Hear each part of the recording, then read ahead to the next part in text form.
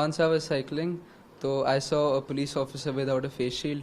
So I knew a little bit about computer-aided design and 3D printing. So I thought, why not make face shields to help the frontline workers?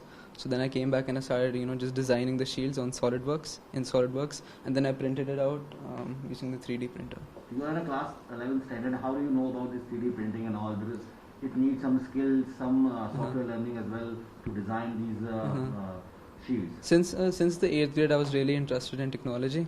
So like coding, I made websites also, and just fiddling around with robotics and all this stuff. So that's how I just developed interest for CAD and 3D printing.